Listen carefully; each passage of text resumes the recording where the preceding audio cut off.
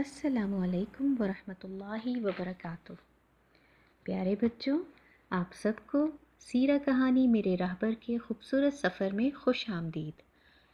پچھلی قسط میں ہم نے آپ کو سریہ وادی القریٰ کے بارے میں بتایا تھا، جو رجب 6 ہجری میں پیش آیا۔ آج ہم آپ کو اس کے بعد کے حالات و واقعات بتائیں گے۔ سریہ وادی القریٰ کے بعد نبی صلی اللہ علیہ وآلہ وسلم نے کافروں کے ایک قافلے کے بارے میں کچھ خاص باتوں کا پتہ لگانے کی ضرورت محسوس کی۔ اس لیے 300 ساتھیوں کے ساتھ ابو عبیدہ کو سردار بنا کر بھیجا۔ راستے میں کھانے پینے کا سامان ختم ہو گیا اور انہیں پتے جھاڑ جھاڑ کر کھانے پڑے۔ جھاڑے ہوئے پتوں کو خبط کہتے ہیں، اس لیے اس جنگ کا نام سریہ خبط پڑ گیا۔ آخر سمندر میں سے ایک دن زور کی لہر آئی اور ایک بڑی مچھلی باہر آ گئی۔ وہ مچھلی اتنی بڑی تھی کہ 300 صحابہ مچھلی کو 15 دن تک کھاتے رہے۔ جب واپس آنے لگے تو پھر بھی کچھ گوشت باقی تھا، تو وہ اسے اپنے ساتھ لے آئے۔ نبی صلی اللہ علیہ وآلہ وسلم بہت خوش ہوئے اور فرمایا، یہ ایک رزق ہے جو اللہ نے تمہارے لیے سمندر سے باہر نکالا۔ اس کا گوشت اگر تمہارے پاس ہے تو ہمیں بھی کھلاؤ۔ صحابہ جو گوشت لے کر آئے تھے اس میں سے پھر کچھ نبی صلی اللہ علیہ وآلہ وسلم کی خدمت میں بھیجا۔ پیارے بچوں، اب جب کافروں نے دیکھا کہ مسلمان تو کسی طرح قابو میں نہیں آ رہے اور مسلمانوں کی طاقت تو بڑھتی ہی جا رہی ہے، تو ان کے ذہن میں ایک ترکیب آئی۔ انہوں نے سوچا کہ کوئی ایسی باتیں کی جائیں کہ مسلمانوں کے دل میں نبی صلی اللہ علیہ وآلہ وسلم کی عزت ختم کر دی جائے۔ کافروں نے اس سلسلے میں منافق مسلمانوں سے بات کی اور منافق کافروں کے ساتھ مل گئے۔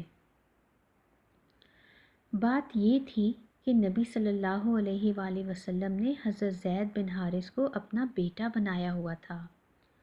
بچوں، اسلام میں منہ بولا بیٹا سگے بیٹے کے برابر نہیں ہوتا، مگر کافر منہ بولے بیٹے کو بھی سگے بیٹے کی طرح سمجھتے تھے۔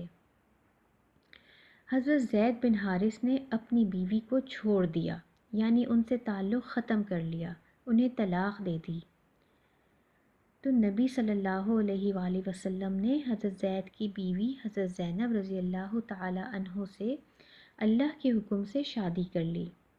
اس سے پہلے نبی صلی اللہ علیہ وآلہ وسلم کی 4 بیویاں موجود تھیں اور یہ شادی 5ویں شادی تھی۔ بچوں، اللہ کے نبی صلی اللہ علیہ وآلہ وسلم کا معاملہ خاص تھا۔ جیسے آدھی رات کو جو نماز پڑھنی ہوتی ہے جسے تہجد کہتے ہیں، وہ نماز سارے مسلمانوں پر فرض نہیں ہے، مگر پیارے نبی صلی اللہ علیہ وآلہ وسلم پر فرض کی گئی۔ اسی طرح اللہ تعالیٰ نے پیارے نبی صلی اللہ علیہ وآلہ وسلم کو 4 سے زیادہ شادیاں کرنے کی اجازت دی تھی۔ جب پیارے نبی صلی اللہ علیہ وآلہ وسلم نے حضرت زید رضی اللہ عنہ کی چھوڑی ہوئی بیوی حضرت زینب رضی اللہ تعالی عنہا سے شادی کی تو منافق لوگوں کو تو باتیں کرنے کا موقع مل گیا۔ منافق باتیں بہت زیادہ کرتے ہیں، اور جو مومن ہوتے ہیں وہ اللہ سے ڈرتے ہیں اور کم بولتے ہیں مگر اچھا بولتے ہیں۔ ان منافقوں کی زبان تو قینچی کی طرح چلنے لگی اور یہ ہر جگہ بیٹھ کر کہتے تھے کہ عام مسلمانوں کو 4 شادیوں کی اجازت ہے، لیکن محمد صلی اللہ علیہ وآلہ وسلم نے تو 5ویں شادی کر لی۔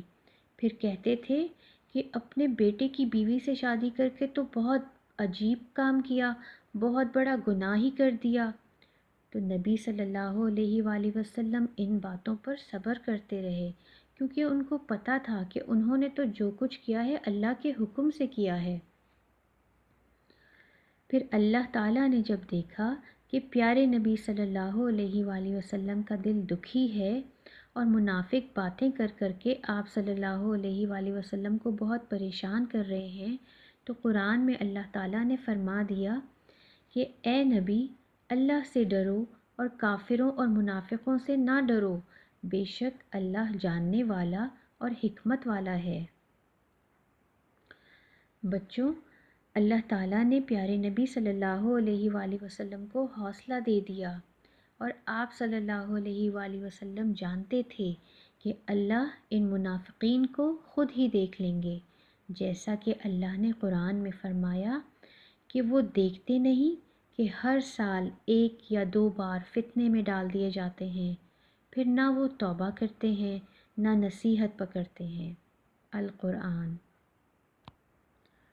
تو پیارے بچوں، یہ تو تھا منافقوں اور اسلام دشمنوں کی چالوں اور سازشوں کا حال، جو وہ نبی صلی اللہ علیہ وآلہ وسلم کو نیچا دکھانے کے لیے کر رہے تھے۔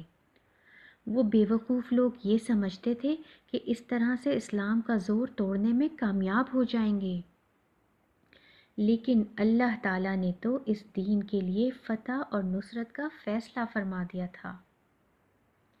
چلیے، آج کے لیے بس اتنا ہی۔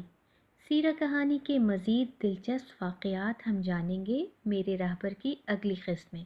ہمارے ساتھ رہیے گا۔ اپنا اور اپنے گھر والوں کا خیال رکھیں۔ فی امان اللہ۔ السلام علیکم ورحمۃ اللہ وبرکاتہ۔